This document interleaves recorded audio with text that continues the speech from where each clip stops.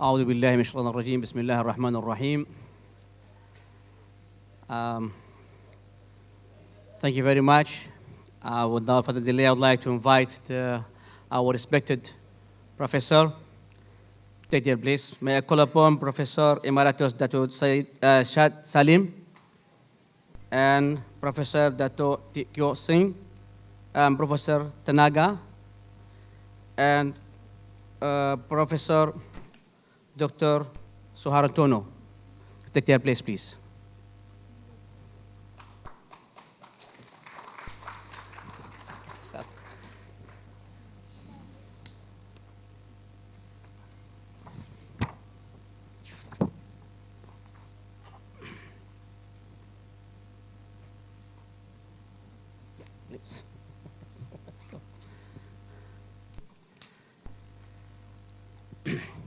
بسم الله الرحمن الرحيم الحمد لله والصلاة والسلام على رسول الله وعلى آله وصحبه ومن والاه وبعد.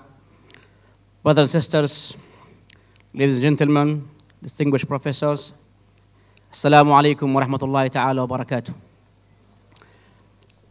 It gives me great honor today to be the chairman of this session. What is a final session, but I have a good news and bad news. The bad news to our distinguished professor that the time is very limited. So we can give only 15 minutes. This I can give only 15 minutes. Yes, to all the speakers. Every speaker has got only 15 minutes. And the good news is the final session. So we can... Okay, without further delay, I would like to call upon our first speaker today, inshallah.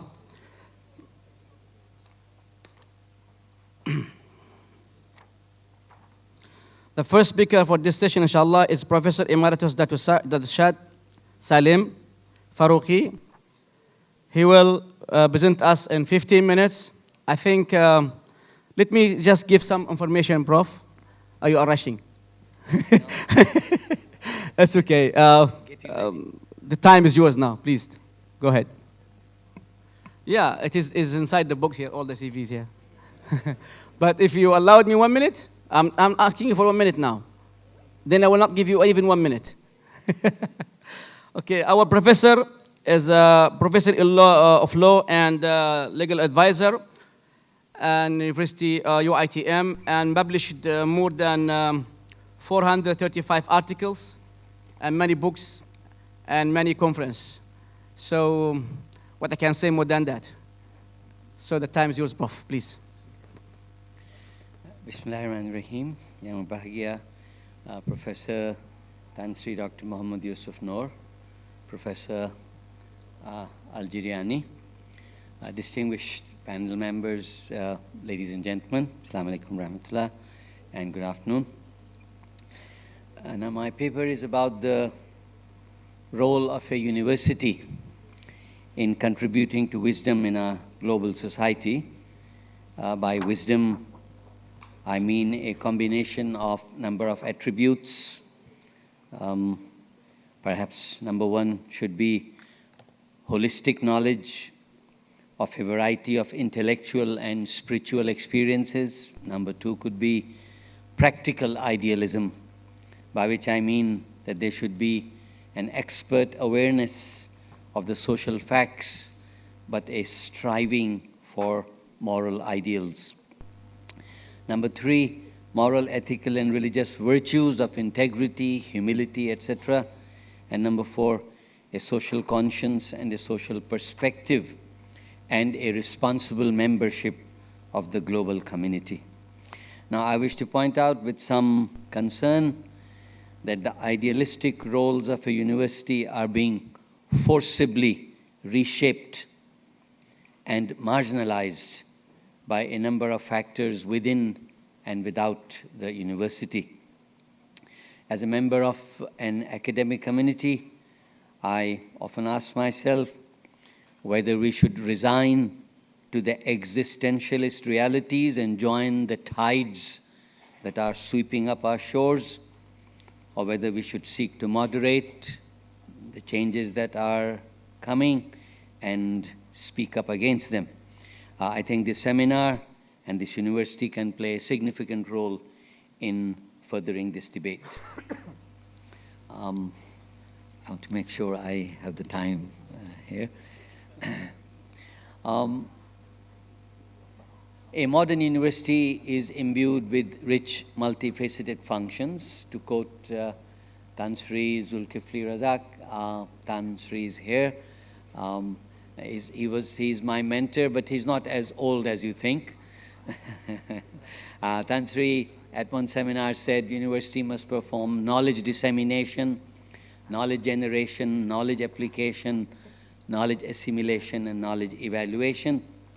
Now, to these functions, may I add a few others, idealistic aims. I think a university must be involved in character building. A university must be involved in nation building.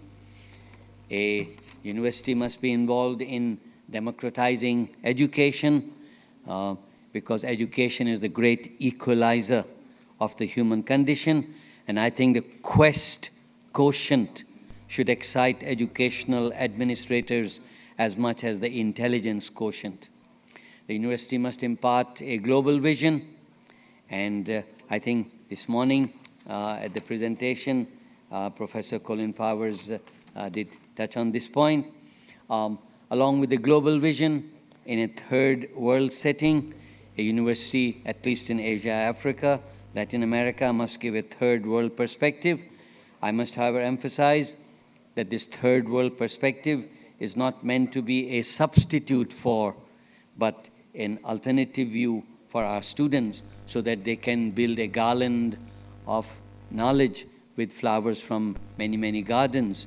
I do not wish to make this sound like an anti-Western tirade, but Prof, I teach jurisprudence and legal philosophy, and along with other lecturers, we begin with Austin and Kelson and Bentham and Hart and Roscoe Pound. There are no Chinese philosophers, there are no Arab philosophers, because Chinese jurisprudence is Chinese, but English jurisprudence is jurisprudence. Because everything Western is universal, but if it is Islamic or Chinese or Hindu, and then the prefix has to be added on. So I think this has to be corrected. Our civilizations, many of our civilizations were older than the European civilization, and our students are being deprived of that knowledge. Of course, the fault is ours, but it's a systemic problem, if I may use the words of Tan Sri Professor Kamal Hassan. Now, idealistic aims, sadly, are giving way to new imperatives. Time doesn't permit me to mention these new imperatives, but very quickly, we are emphasizing research, ignoring teaching. Don't get me wrong, there's nothing wrong with research. In fact, research and teaching go hand in hand, but there are some undesirable consequences. One of them is this, that teaching is being neglected, committed teachers are being bypassed in tenure and promotions in comparison with entrepreneuring researchers. I think we need a better balance. There is an orientation towards the professions. Here again, don't get me wrong, it's entirely understandable, for example, for a law course to take note of the requirements of the legal profession. At the same time, I have to mention a university's role is far broader than that of a profession. Universities are supposed to build lives and characters and not just to build careers. The link with industries has become the rage now. Stephen Colini in his book, What Are Universities For?, asks whether universities are about markets, businesses, and student employability, and whether students are consumers concerned only with getting jobs. The Wilson Report in the UK speaks of universities as part of a complex skills and innovation supply chain business. Now, I don't know whether this is shameful or whether this is admirable. I'll leave that to you. But this is the way universities are being viewed. There are many consequences of this trend, and one of them is that academics and universities are being required to promote enterprise and entrepreneurship as part of their teaching. And of course, industries are determining our syllabi, and universities are losing control over their curricula. Education these days is for earning, not learning. Despite the fact that we are bending over backwards to tailor syllabi and curriculum to industries and professions, there is sadly everywhere in Asia and Africa, there is high graduate unemployment rates. Maybe this is also so in Western societies. Now, this being so, should emphasis therefore shift towards vocational training? Should universities now make this drastic change of being virtually indistinguishable from vocational training centers? Should tertiary education be reformulated to facilitate self-employment and entrepreneurship so that graduates of vocational institutes and universities create jobs for others rather than join the job market themselves? There is over-specialization going on. Broad-based education is being abandoned. For example, Petronas University, UPNM, no insults intended, but I think there is a lot of over-specialization. The problem is especially serious in this country because our students for many professional courses don't do a bachelor's degree first. In India, in the USA, if you want to be a lawyer, you have to do a bachelor's degree first before you go into your profession. Here, immediately after SPM, there's a little bit of a quick course. They call it by many names, matriculasi or asasi, and then you go straight actually into the professional program. Connected with this point is that liberal education is being disregarded. Please don't get me wrong, by liberal education, I'm not using the word liberal like the way it is being used and misused in this country today. By liberal education, I mean broad-based education that combines professional education with humanities, with activity of thought, with receptivity to beauty and humane feeling. Liberal education is being disregarded. And I think that's totally wrong, because education is not only about the profession. Education is to prepare people for life. And all of us, besides being professionals, we are husbands and wives, and we are fathers and mothers, and we are brothers, sisters, we are members of a community, increasingly a global community. Surely, if a university does not prepare people for life, the university is failing in its function. There's a tremendous shortage of funds, of course, and it's a problem around the world. Universities are forcing academics to promote enterprise and entrepreneurship. Links with big businesses and industry are being vigorously pursued. And of course, there is a price, because many of these links come with strings attached. Teaching is suffering. The university is replicating the aims and objectives of a commercial enterprise. There is emphasis on business acumen, influence business acumen, and this is distorting staff development and recruitment policies. Vice chancellors and deans and lecturers are being evaluated for their entrepreneurial skills and the number of grants they bring in. At interviews, the interview board will say, how many million ringgit did you bring in for as donations to the university? Not how many articles you wrote, how many lives you shaped, how many people you rescued. That's not important. How many grants did you bring in? Internet-based learning is, of course, become very important. Internet is transforming or will transform education like the way it has transformed or metamorphosed. That I don't know. It's up to you. It has transformed media, entertainment, and retail markets. It's going to transform education. Now, with internet-based learning, there are ethical issues about plagiarism. With the ease of access to web-based knowledge, there are serious problems of controlling, detecting, and punishing plagiarism. Student profiles are changing. With web-based self-learning, number of adult and co-learners, by which I mean retired adults seeking knowledge, will increase. This is not a bad thing. The only thing is that with age and quality of, with adult and co-learners, the age and quality of instructors has to be chosen very carefully. And of course, fees are generally increasing if adults are joining courses. There is then emphasis on seeking the best students, and at the risk of sounding a heretic, I wish to say that this modern obsession with seeking the best students is not conducive to social justice. Highly motivated, intelligent students, articulate students make teaching a pleasure, but I think what is much more satisfying, and I say that at least for myself, much more satisfying is to convert ordinary students into extraordinary persons, to mold ordinary clay into works of art. I believe that entry points should be flexible. They should be based on holistic criterion. How a student ends the race is much more important than how he or she began the race. There is an obsession with rankings these days. Now, I'm not against ranking. It's good to have an outsider evaluate me. That's fine. What is objectionable is that the criterion for rankings are highly subjective and are rigged in favor of a Harvard or Oxford type of institution. But not all of us, not all of our universities have those same aims. And why should, therefore, those criterion be employed? May I please say in a light-hearted way, ranking exercises are like beauty contests. Sometimes the results are not so beautiful. I have to rush through. Mr. Chairman, just last point. Finally, the persisting problem of civil service controls.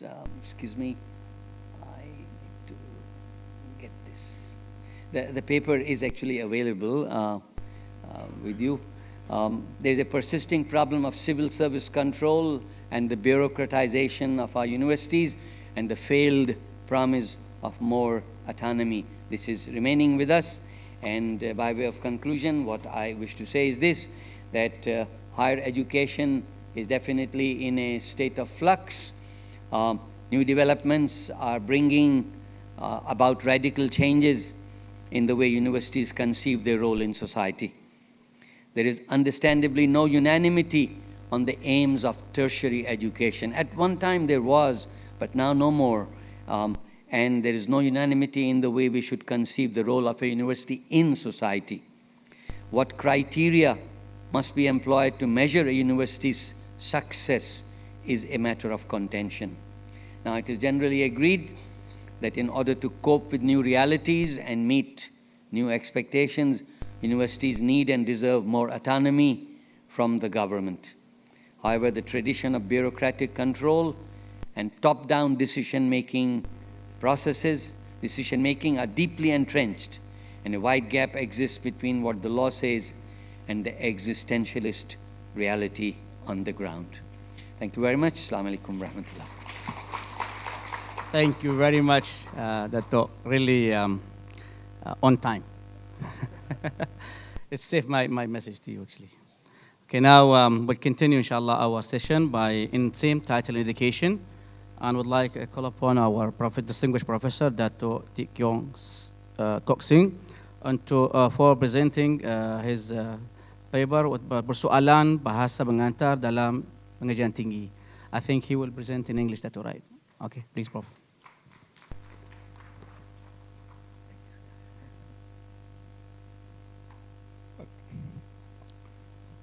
Thank you, Dr. Adil, for the introduction. Selamat petang, tuan-tuan dan puan-puan yang saya hormati. A very good afternoon to all of you.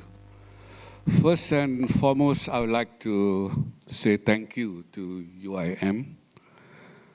Especially thank you very much, Tan Sri, for inviting me to speak and share my thoughts on wisdom and how it can harmonize the world at this convention. And for this, I wish to deliberate on the issue of language instruction in higher learning. To begin with, let me speak on the scope of higher learning or higher education. For this, higher education is, among other things, about first, professional training. Number two, graduate work. Also not forgetting undergraduate work in academic subjects. Three, training of scholars and scientists. Four, the production of serious work in scholarship and science. And fifth, the last one, the creation of new knowledge.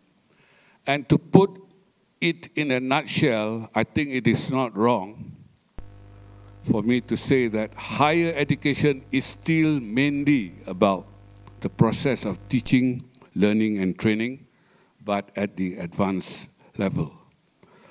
Now let me talk about the languages, or languages used as medium of instruction of tertiary level teaching and learning. To begin with, ladies and gentlemen, only a small fraction of the 6,000 languages spoken worldwide serve as medium of instruction in higher learning. This is because for a language to function well as higher learning medium, that language requires sufficient linguistic modernization. And this involves, among other things, the most important being readiness of adequate terminology and also text. And language as medium of higher learning can occur in three forms. First, as sole medium. The second one as main medium, and the third one as co-medium. As sole medium, this means that the language chosen is used for all tertiary level teaching, all. Undergraduate and graduate levels, be it for natural sciences, humanities, as well as social sciences, including business and economics. This means that all teaching is done by using only one language. For this, Japan, until a few years ago, used only Japanese for all levels of higher learning. As main medium, it means many, if not most, of the subjects are taught in the language chosen. For co-medium, it means some subjects or some special programs are conducted in the language chosen.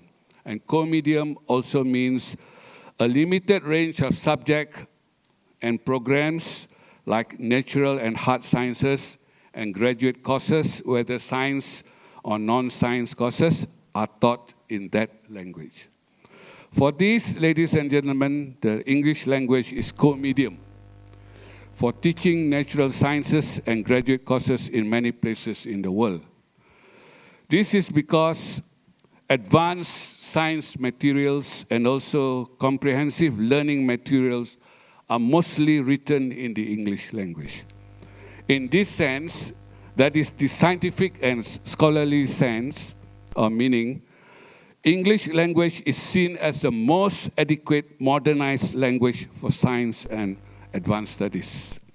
Other languages, especially those considered as indigenous, they are considered less adequate, although they are modernized to be used to teach science subjects and also graduate courses, even in humanities. Indigenous language is defined here as the language of the people of an area. Or to be more specific, the language of the people considered to be original or long-time inhabitants of an area, or simply our language. Until some years ago, many or most countries in the world offered all higher learning teaching in their own indigenous languages. However, this has changed lately, ladies and gentlemen, especially with the advent of globalization. with the English language being introduced as an additional or as an auxiliary language all over the world. With this institution of the English language, many non-speaking English countries started to make some use of the English language, especially for their tertiary level teaching, especially in the natural sciences or in modern technologies. And later, including the English language in the social sciences and business studies. Ladies and gentlemen, there are various reasons for the spread of the English language in higher education. One is the intensification of global communication that favors the greater use of English language. Another being competition in the international academic market, mainly for high or higher foreign students' enrollment. So, ladies and gentlemen, there has been some kind of shift from the usage of indigenous languages to the English language for higher learning or higher education in many countries. Some shifts also occur in the primary and secondary school level teaching, and Malaysia is one of them. In Malaysia, it started in the year 2003 with PPSMI, the Malay language abbreviation for the teaching of mathematics and science in English, starting with primary school level teaching, continuing into secondary school level teaching, and ending with higher education or higher learning. Endless polemics and debates ensue ever since, although PPSMI has been aborted, and it was aborted in the year 2009, after a review of the policy was conducted. Ceaseless studies have also been conducted by both prominents and dissidents of PPSMI, with equally convincing findings and arguments. And ladies and gentlemen, a new language education policy called MBM-MBI, the Malay language abbreviation of memartabatkan bahasa Melayu, memperkukuhkan bahasa Inggeris, meaning upholding the Malay language, the national language, and strengthening the English language. And this policy, MBM-MBI, replaces PPSMI. MBM-MBI as a policy aims at achieving an upkeep of a reverent and glorified Malay language, which is our national language, alongside mastery of a powerful and admirable English language among Malaysians. Now let me talk about two things. First, the position and capacity of Bahasa Melayu or Bahasa Malaysia, the Malay language, the indigenous language of Malaysia, in the nation's education system, especially at the higher learning. Second, let me talk about the effect of using Bahasa Melayu or Bahasa Malaysia in the higher education sector. Since Malaysia's independence in 1957, the Malay language as Malaysia's national and official language has made impressive progress. It has made great strides in the fields of education, in official and government discourse, in intellectual activities, and also in wider social communication. Despite its success in Malaysia, ladies and gentlemen, the Malay language has always been compared to the English language. I'm not sure this is good or bad. And I'm sure this is, for me, this is bad. Dewan Bahasa dan Pustaka, the nation's Malay language planning agency, since its formation in 1956, a year before independence, plays a very important role in developing the Malay language, Bahasa Melayu, from a vernacular into a modern scientific language. And higher education in Bahasa Melayu was given a boost, or was given a rise with the establishment of University Kebangsaan Malaysia, my university, in 1970. In this regard, UKM, which is the National University of Malaysia, has proven that it is all right, in fact, more than all right, to use the indigenous language for tertiary level teaching and learning. The Malay language is used for higher education in at least 3 countries in the world: Malaysia, Indonesia, and Brunei. And English language, for that matter, is used in at least 100 countries around the world. And for the role of indigenous language in higher education, as far as its function and capacities are concerned, ladies and gentlemen, my personal take on it as a linguist is that if the indigenous language is adequately modernized, with its corpus fully and successfully developed and elaborated, then it is the duty of the inhabitants of the area to use it. Maybe in Islam it's called wajib. Wajib. It is the duty of the inhabitants of the area to use the language. The issue here is, ladies and gentlemen, use it as sole medium or main medium or as co-medium.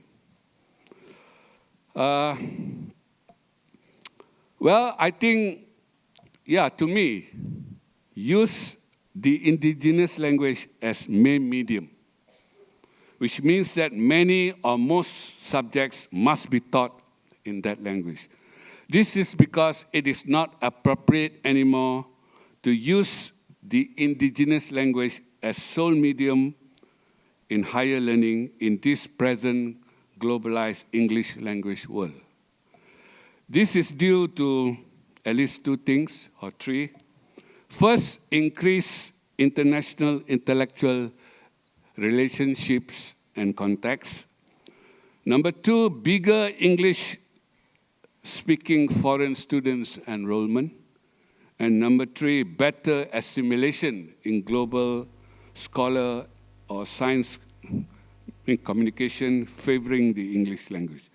Because of all this, the English language is often referred to as the most fully or perfectly equipped language of today for higher learning. Is this so, ladies and gentlemen? Is this so?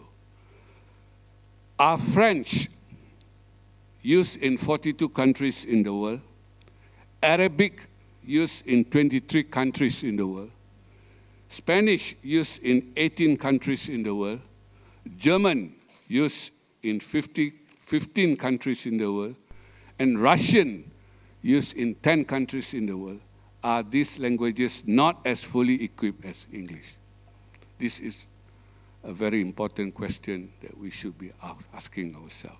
And for that matter, Chinese in a few countries. As a matter of fact, these languages, or rather indigenous languages in some sense, also have adequate, comprehensive, advanced teaching and learning materials. Since time is, as summation. As summation, I would like to suggest, in line with the theme of the convention, wisdom, harmonizing the world, that a significant role must be given to indigenous languages which have state official status. they must be made the main medium of instruction in higher learning, meaning many subjects or most subjects are taught in that language. I think it is a sensible proposition.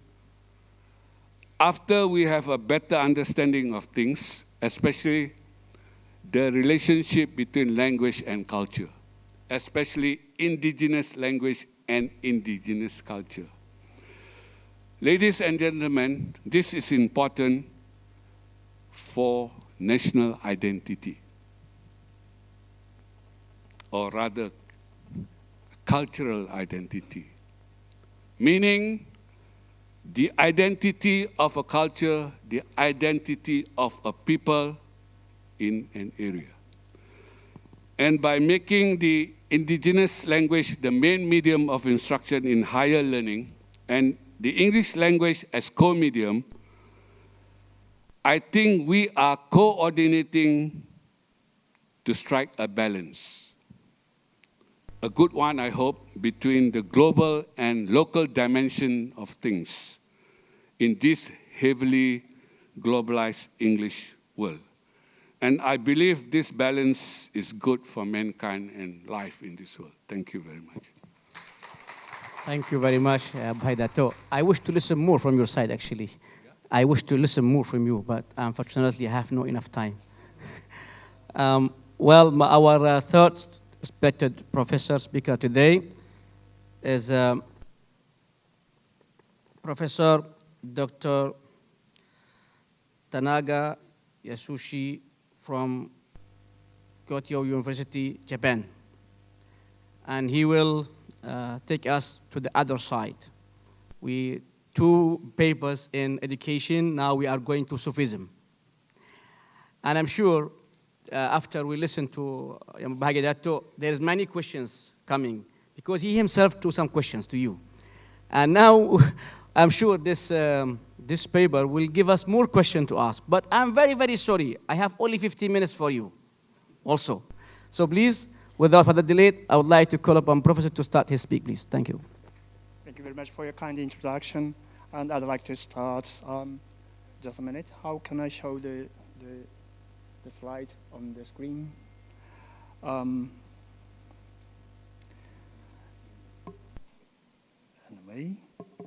please. No slides on the screen. It appeared. Now today I'd like to talk about good and evil according to Sufism and Pure Land Buddhism. So my presentation will be divided into 2 parts. The first part is about Pure Land Buddhism, and the second part will be allotted to Sufism. And the aim of this presentation has two aims. Both Sufism and Pure Land Buddhism are generally considered as mysticism. Mysticism originally tends to go beyond any dichotomy, including good and evil. How is the relationship between mysticism and ethics, or good and evil, in these 2 trends? This is the first question. And through this investigation, I'd like to rethink the definition of Sufism, which is my specialty. So the first part, Pure Land Buddhism. Maybe I'm afraid that not all of you are accustomed to Pure Land Buddhism. I'd like to give you a very short introduction about Sufism, also about Pure Land Buddhism. Basically speaking, Buddhism is divided into 2 major trends. One is Theravada Buddhism, which is flourishing in Southeast Asia, and another is Mahayana Buddhism. If we translate it directly, great vehicle, its meaning. And Japan and China are the several countries where Sufism is spreading. And this Mahayana Buddhism includes Pure Land Buddhism, which is today's topic, and Zen Buddhism, and so on and so forth. So the basic creed of Pure Land Buddhism is like this. All beings, including us, who are originally sinful, can be born in Pure Land. This is the origin of the name of the Pure Land Buddhism, by having the faith in Amidas. Amida is the explained below, original vow, and pronouncing the name of Amida. They say that this Pure Land Buddhism is somewhat similar to Christianity. In Christianity, they believe the original sin of mankind and the salvation by the mercy of God through the crucifixion of Christ. Pure Land Buddhism also believes in the original sin of man and the salvation by the mercy of Amida Buddha. And so now let's move on to the good and evil according to Pure Land Buddhism, because I don't have enough time. I will skip this slide.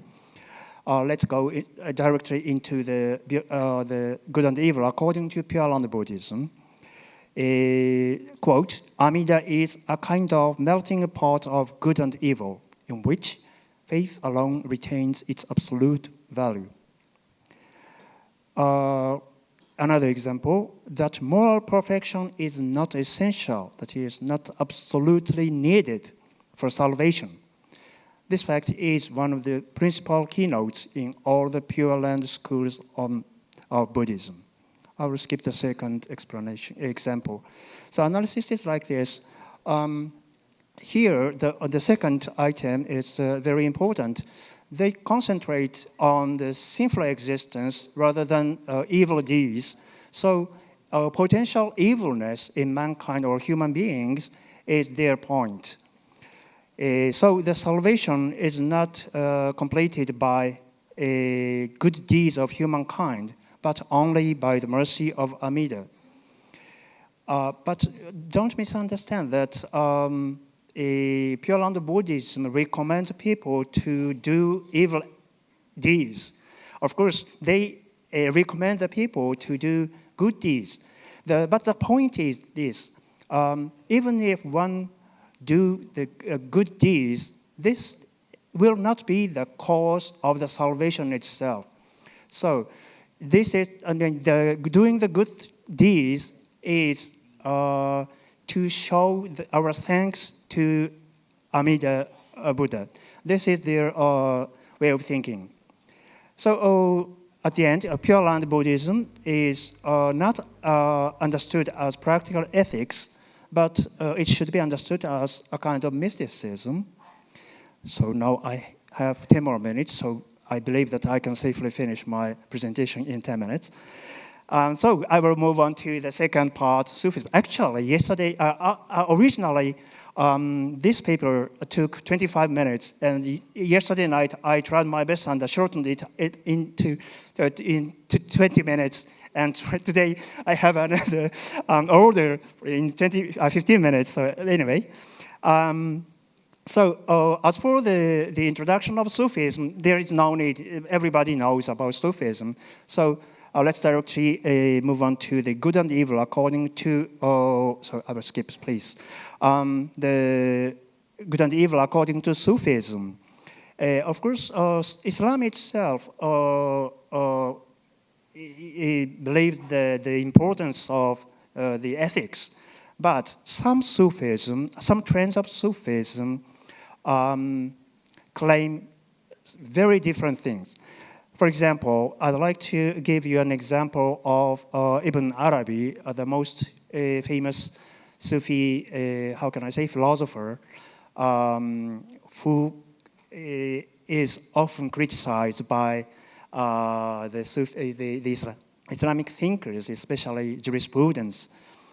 One of his theories is Malamatiya theory. So he classified the seekers of the truth into three. The first stage, this is something like layman, is al-abid. So this is almost the same as zahid, ascetic. This is a starting point. And then he will move on to the second stage.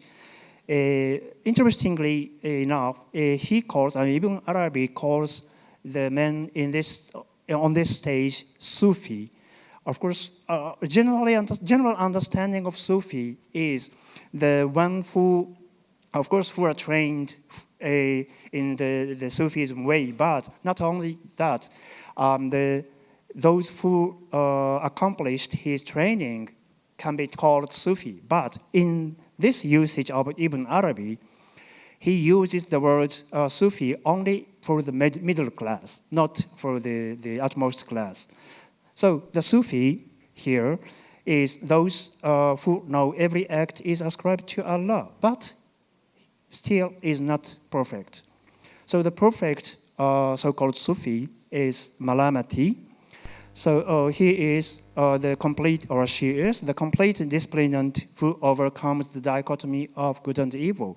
And he often cites not only Ibn Arabi, but also Al-Hallaj, also one of the very famous classical Sufi, gives an example of Pharaoh, Pharaoh, or Iblis as the ideal model of this perfect Sufi, Malamati. Because both Pharaoh and Iblis didn't prostrate Adam. Even according to Ibn Arabi or Hallaj, he is the true monotheist. He didn't obey anyone other than God. This is the unique understanding of Pharaoh and Iblis.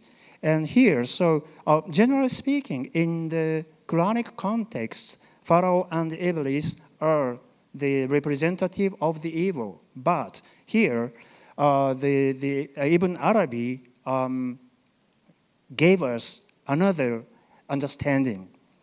So in this case, Sufism wanted to go beyond the ethics, the dichotomy between good and evil. So here we can define Sufism as mysticism, a kind of mysticism. But I don't believe that, generally speaking, Sufism is translated as Islamic mysticism. I myself am a specialist of Sufism, but I don't believe that this translation is not so good. Of course, it includes a partial truth. Of course, in Sufism, we can find a mystical element, but not only mysticism, but also ethics can be found in Sufism. So I'd like to talk about the ethics as the basis of Sufism. I'd like to divide this part into two. The first part, A, is ethics as the starting point of the training, Sufi training. For example, Sufism generally say that there are 3 stages for completion. There are 2 examples. One is Sharia, Tariqah, Haqiqah. And the second is Islam, Iman, and Ihsan. In both cases, Sharia and Islam are very ethical and Sharia-oriented. It's a divine creed. Obeying the divine creed is very important for the starting point of the training of Sufism. And also, we can cite the Maqamat theory. Maqamat Ahwal theory is very important elements of the classical Sufi thought. And the Maqamat theory is, for example, composed of 7 stages, from low to high. The first maqam is repentance, tawbah, and the second is asceticism, zuhd. And then follows the renunciation, poverty, endurance, complete trust in God, tawakkul, and satisfaction, rida. And at least the first 6 elements up to complete trust in God, or the 5th, endurance, all of them are concerned with ethics rather than mysticism. So we can safely say that Sufism has an ethical element.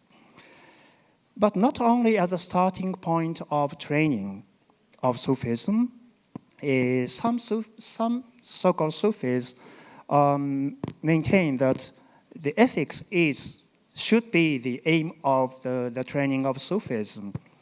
Here I'd like to mention Ibn Taymiyyah. Maybe you feel very strange. It sounds very strange to give an example of Ibn Taymiyyah here as one of the Sufis. Of course, I know that everybody knows that he was generally believed to be the strongest attacker of Sufism. It is true that he attacked, for example, Ibn Arabi's very philosophical Sufism. He said, no, this understanding is totally wrong. But there are several researches, including Georgi Makdisi's one, which says that Ibn Taymiyyah himself was a Sufi and he was belonging to the Qadriya order.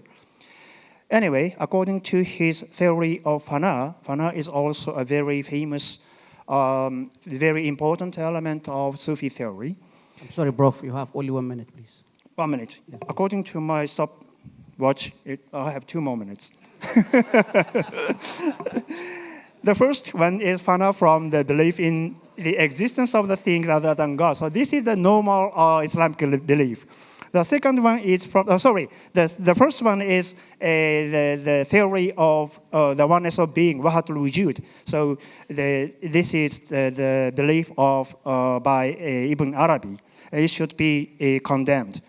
And the third one is the true fana, according to Ibn Taymiyyah, fana from the worship of the things other than God.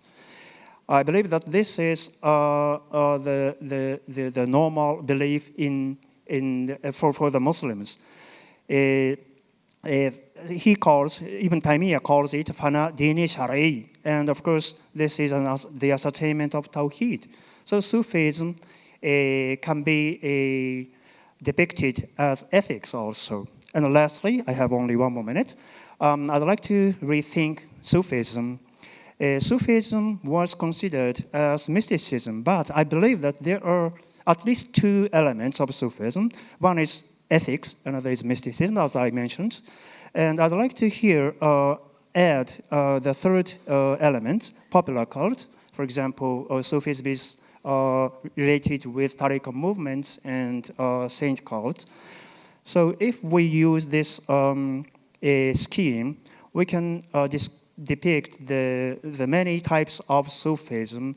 For example, on the left side, you can find the Sufism in the classical period composed of only the ethics and mysticism. And on the right side, you can see the contemporary or modern side of mysticism, also Sufism, which emphasize the ethical side only. Thank you very much for your attention.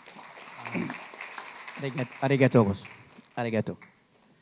Okay, thank you very much, Prof, for your very exciting topic. And I'm sure questions will come soon. I wish, Tansri, we have more time really for this session, because you can look for the titles being discussing today is really kata orang Melayu panas dan sedap juga. So now we go for the fourth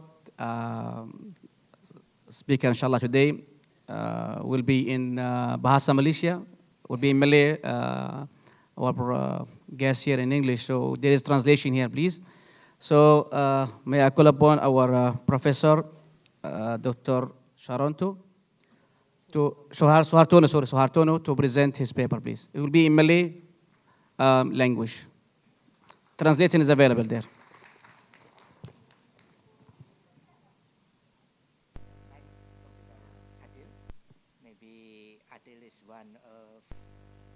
Part of wisdom. Assalamualaikum warahmatullahi wabarakatuh.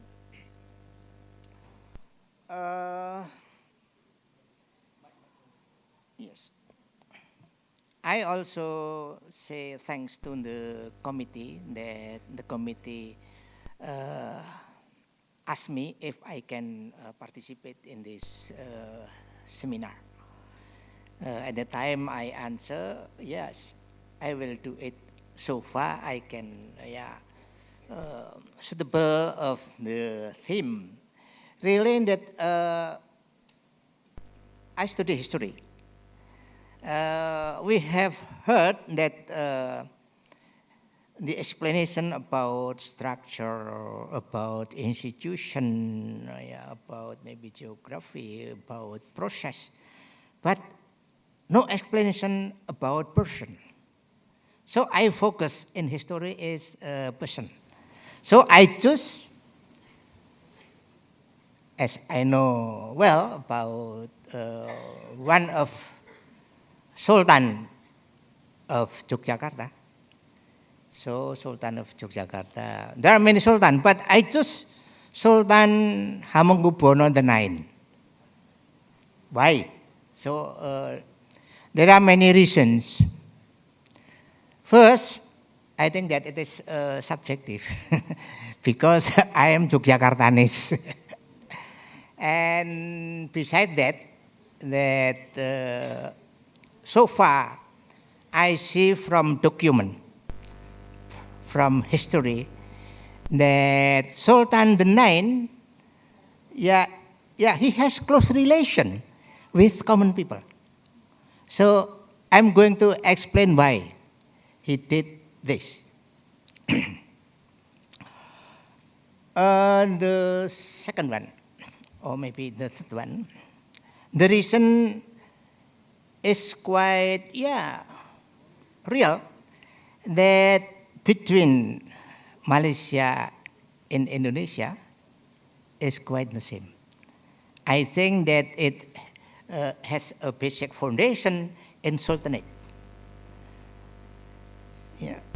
But we know that after 1945, Indonesia became a republic. But here in Malaysia, still a sultanate. But really, I'm going to compare,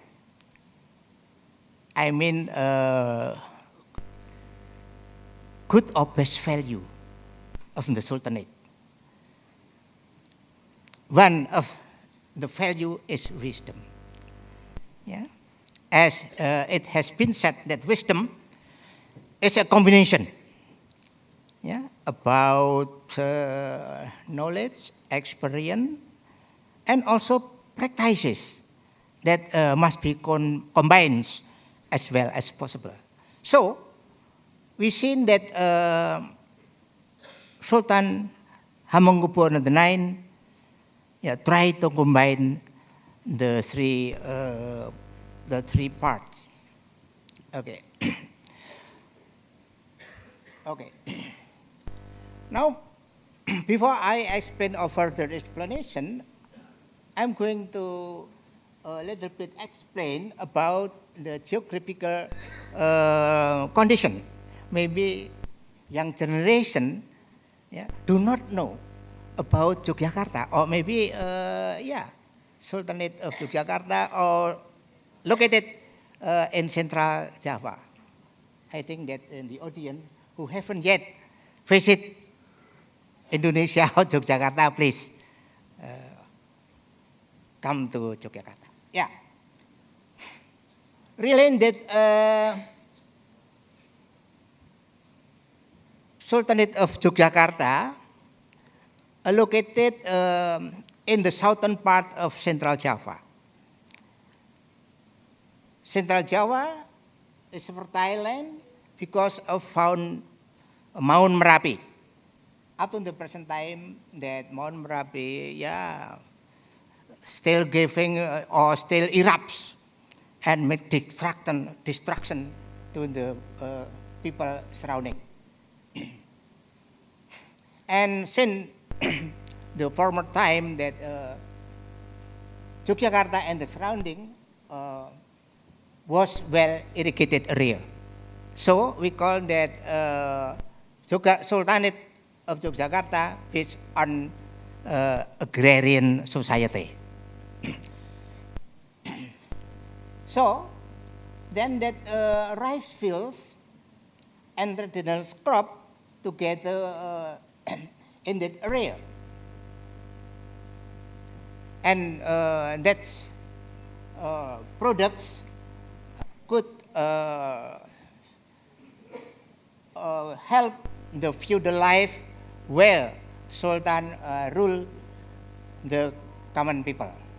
So we can see that welfareness of Yogyakarta Sultanate at the time was going well.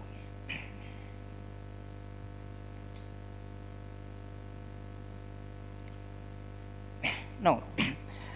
The next one, that Java, yeah, since the former time that it has Hindu influence since 8th to 15th century.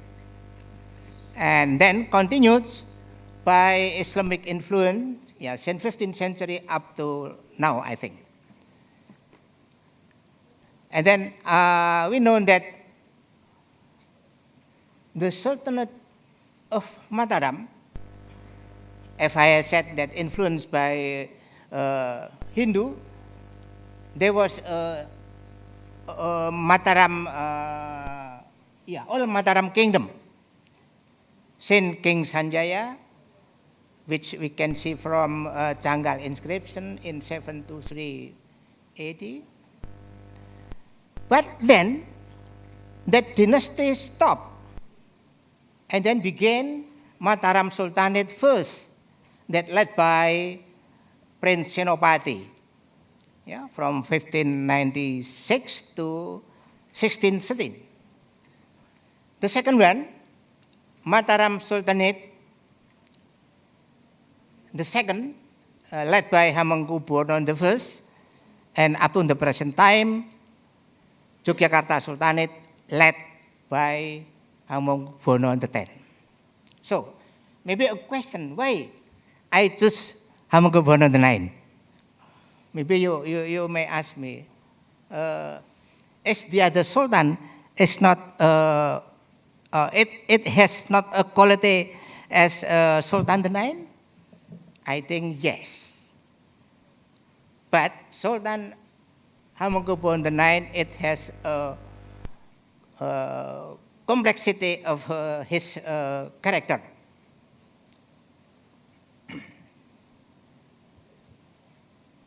No, this is just a timeline of Yogyakarta Sultan and historical role.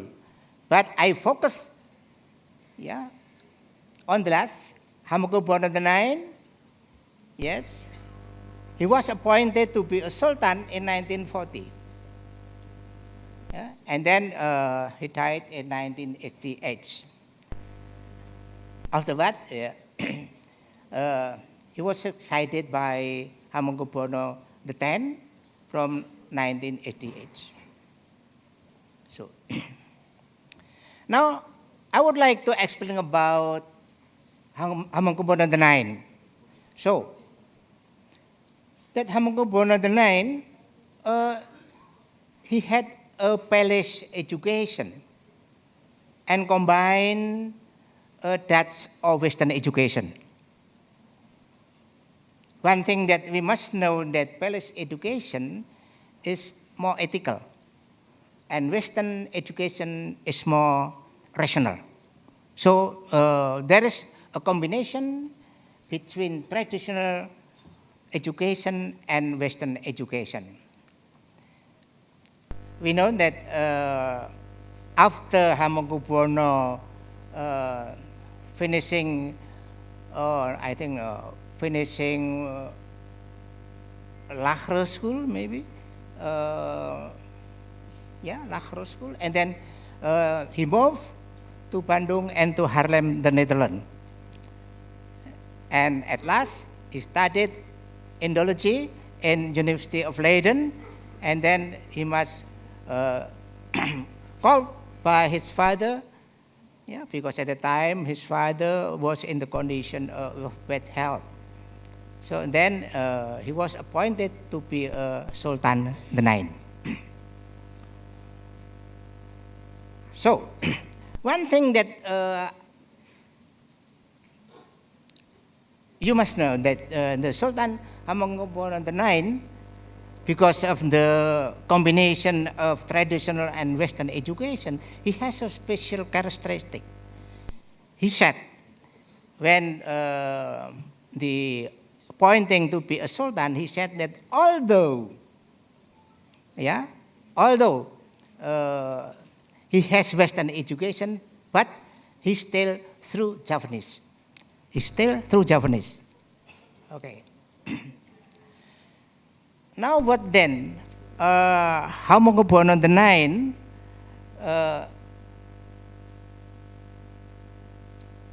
has as a leader, he has a title that Sultan Hamengkubuwono IX, with a long name. In short, that Sultan Hamengkubuwono IX is a Javanese caliph. So that can strengthen his position as a sultan. So the other thing that how to enhance his position as a sultan. So in the Javanese society, there was a term that sultan was an Agung Pinatoro, was higher and powerful. And relation with this, that sultan tried to make a relationship with common people, patron-client relationship. Yeah. And we know that this tradition led by Hindu influence, and then afterward followed by the Islamic tradition. So, with the education and then the cultural influence, Hamengkubuwono tried to enhance or to strengthen his personality. Like this. Hamengkubuwono IX, although he was a nobleman,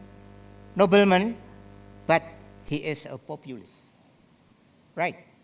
I think I know well, because I live not far from that palace. Yeah. Besides that as a sultan, that his life is simple. No, simple life. Ya, sangat sederhana. Ya, tidak aneh-aneh. Yeah. Right. Bro, And besides that, stop.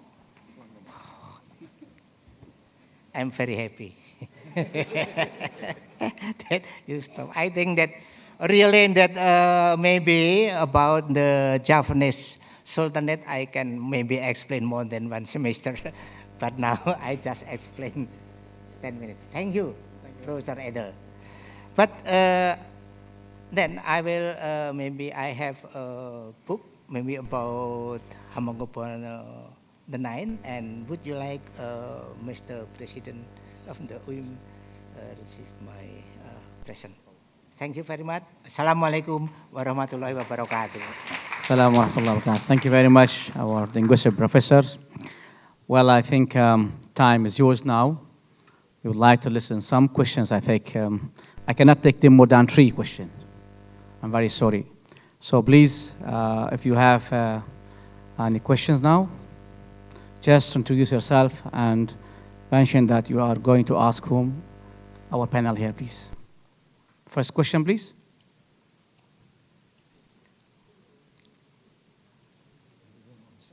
No, you want to go back, Ola? No more questions. No question to ask. Okay, may I leave then? We have around a few minutes to answer, so we can give 5 minutes sharing by our panel. If there's someone for our panel like to add some points or some that missing during the time when you present your paper, please, it's open to you. Anybody would like to add something? Okay, thank you very much. May I please give a big hand for our panel, please. Thank you very much. Max, yours, please. Thank you very much. And once again, we'd like to invite Yang Baga Tan Sri Professor Dr. Muhammad Yusuf Noor, the President of University Islam Malaysia, to come up on stage to present mentors of appreciation to the panel members as well as the chairperson. Silakan.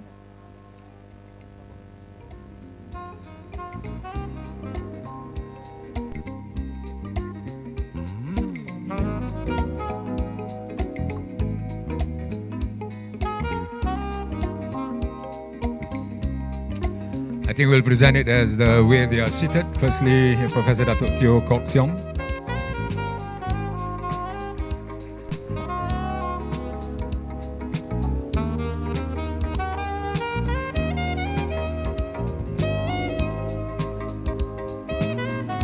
Next to Professor Tonaga Yasushi.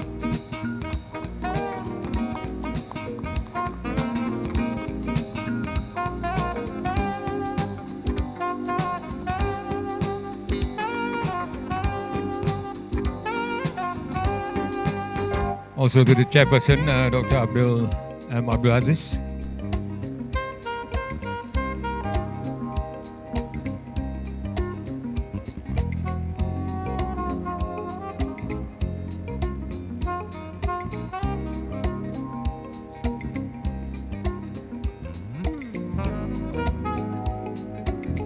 Next to Professor Emeritus Dr. Shad Salim Faruqi.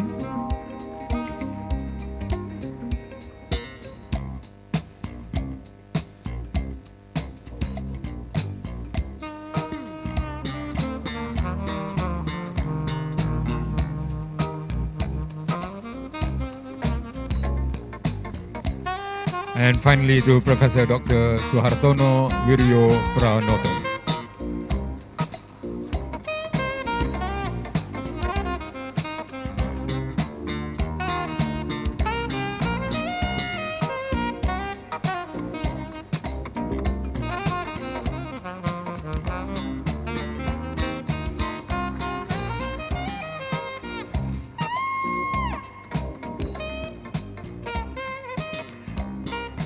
Once again, thank you, and a big hand to the speakers as well as the chairperson.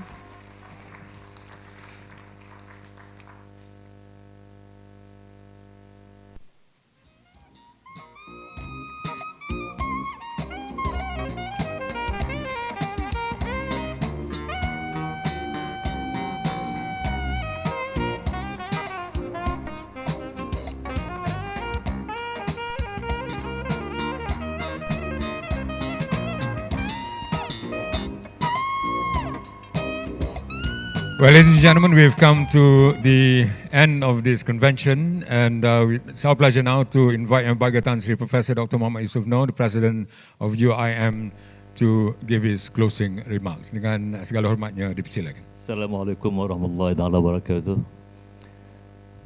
Now we come to the end of our sessions, and in fact, it is hard to believe that we can complete the whole session with 11 speakers, starting from 9 to 5.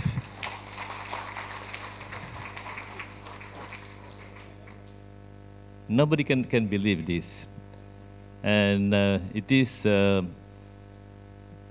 part of our weaknesses.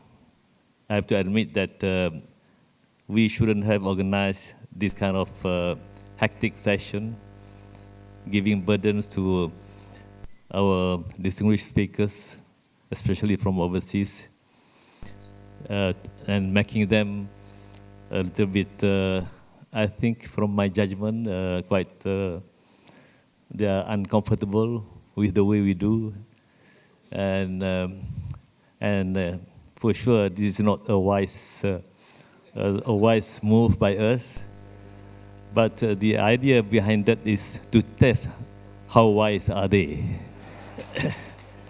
And today they have proven that they are really wise, and I have to apologize to my people and the audience for making you waiting to see the whole session in one day.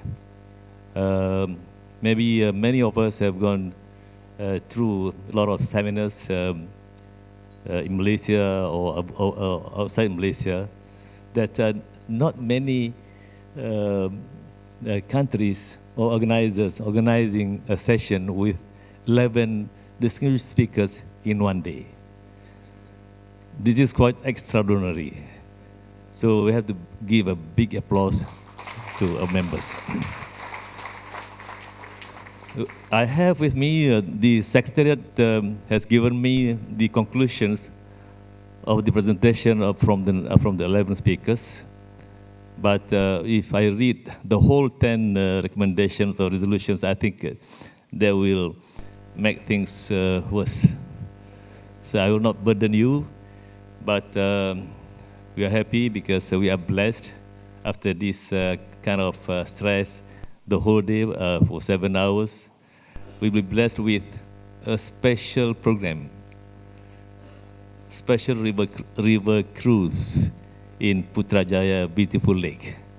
For sure, this will relieve all the tension that you had the whole morning. So I won't take more time. I just to thank all the distinguished speakers, local and from overseas, on their participation, and we hope that this kind of session will not be the last. This is just the beginning of our initiative to organize international seminar, and we are making arrangement for another kind of symposium to be known as Royal Colloquium,